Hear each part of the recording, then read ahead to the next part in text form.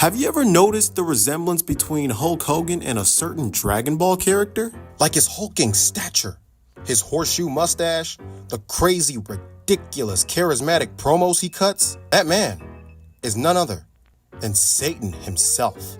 Mr. Satan, that is. Okay, they're not entirely the same. Like Satan rocks an afro while Hogan's got more of a floor mop look to his hair. But in early character designs, you can clearly see Satan with a similar hairstyle to Hogan's and some goatee action instead of a mustache. Regardless, in all his designs, he's either bald or he's got a receding hairline and sideburns just like Hogan. Mr. Satan made his very first appearance in October of 1992 in Dragon Ball Chapter 393, which corresponds to Dragon Ball Z Episode 173, and Kai Episode 86. And yeah, this is Japan, but Hogan did actually wrestle in Japan in the 80s, and he'd also returned to Japan just a few months later in 1993. Like I was saying before, in Mr. Satan's first appearance, he's cutting a promo on Cell, and he's actually introduced as the combat sports champion of the world. It wasn't actually until later on that it was made a point to recognize him as the champion of the Tenkaichi Budokai, otherwise known as the World Martial Arts Tournament, but nonetheless, he's still a world champion. But doesn't that sound all too familiar? A combat sports world champion? Hulk Hogan was a former WWF world champion himself. And much like Mr. Satan in Dragon Ball, he was one of the most recognizable figures on the face of Earth. And speaking of world champions, just look at the world championship belt that he's wearing. Doesn't that winged bat bear more than slight resemblance to the winged eagle championship belt that Hulk Hogan made famous? Another thing that I also noticed is that they share similar voices. Both Daisuke Gori and Chris Rager respectively voice him in that same loud, gravelly, boisterous kind of way that Hogan used to do when he cut his promos. And he's even got his own version of Mean Gene. And while we're on the topic of the English dub, it's worth mentioning that in early products of Dragon Ball brought to the States, Mr. Satan was called Mr. Savage. So that's another wrestling reference.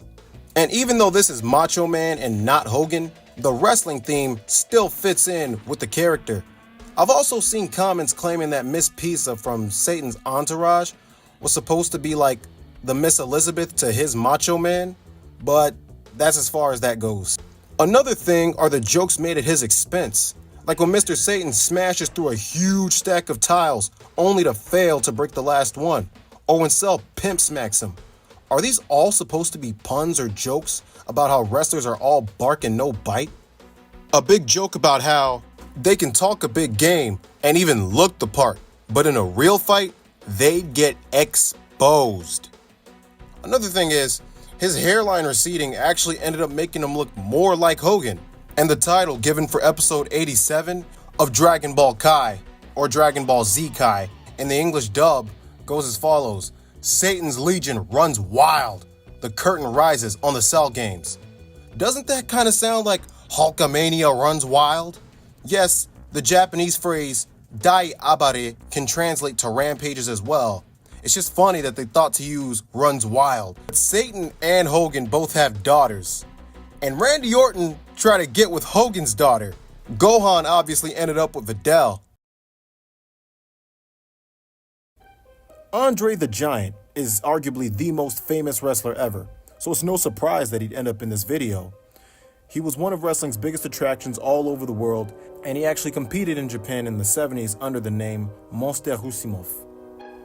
The point is, people knew of Andre all around the world, so it's no surprise he was spoofed in Dragon Ball Chapter 114.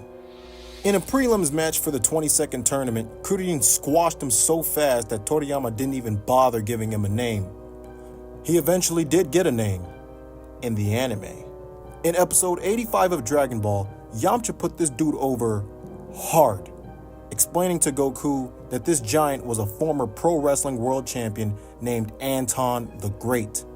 Anton the Great, Andre the Giant. What a coinky-dink. And Yamcha goes on. He mentions that Anton was so strong that he ran out of opponents and had to wrestle underground.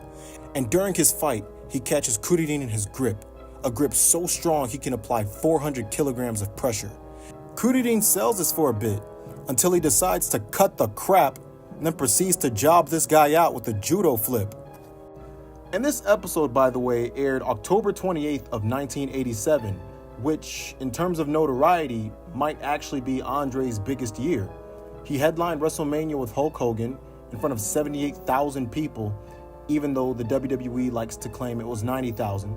Still though, this was two of the most famous wrestlers in the world going at it. And this photo of the two on the screen has got to be the most famous pro wrestling picture ever taken. Also, the chapter that Toriyama spoofed him in, 114, first premiered March 3rd of 1987, which was just a few weeks before Andre took on Hogan in one of the biggest WrestleMania main events ever, if not the biggest. Speaking of Hogan, he made a cameo in this episode, just a few short minutes before old Anton the Great Ripoff showed up. The other Andre spoof takes us to Dragon Ball Movie 3, A Mystical Great Adventure. This movie premiered July 9th of 1988. This also happens to be the same year that Andre became the WWF's world champion. Yeah, for like 2 seconds.